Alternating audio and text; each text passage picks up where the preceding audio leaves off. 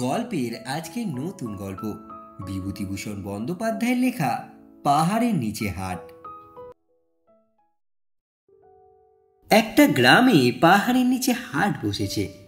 বললাম, এটা কি গ্রাম? মিস্টার সিং বললেন, ম্যাপ দেখে বলে দিচ্ছি। মোটর থামানো হলো, আমরাও গাড়ি থেকে নেমে পড়লাম। এই বন পাহাড়ের মধ্যে ক্ষুদ্র হাটটি কেমন, কি জিনিস এখানে কেনা বেচা হচ্ছে দেখতে হবে বই কি। আমরা সবাই হাটের মধ্যে বেড়াচ্ছি। একটা মহুয়া গাছের তলায় দাঁড়িয়ে কয়েকটি হো তরুণী আমাদের দিকে চেয়ে হাসছে দেখে আমরা এগিয়ে গেলাম তাদের কাছে। আমার স্ত্রী বললেন, ওই তো কালকে সে মেয়েটি, সে বুধনি কই? মিস্টার সিং হো ভাষায় ওদের কি বললেন।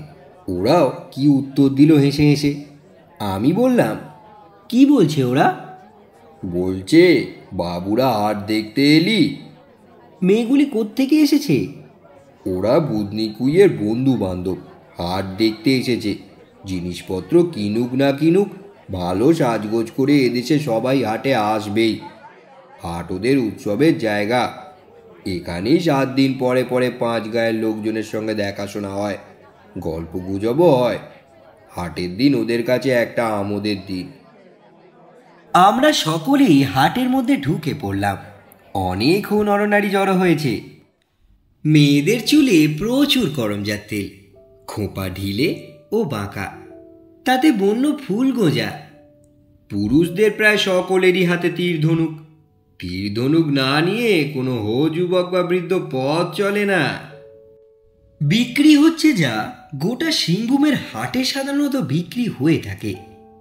বিচিওয়ালা বেগুন, টমেটো, পেঁয়াজ, শুটকি মাছ, জোঁদা অর্থাৎ নালসে পিঁপড়ের ডিম, সুন্দর সরু সীতাশাল চাল, মাটির হাঁড়ি কুড়ি, মৌহার তেল, করমজার তেল এবং তাঁতে তৈরি মোটা কাপড় ও গামছা।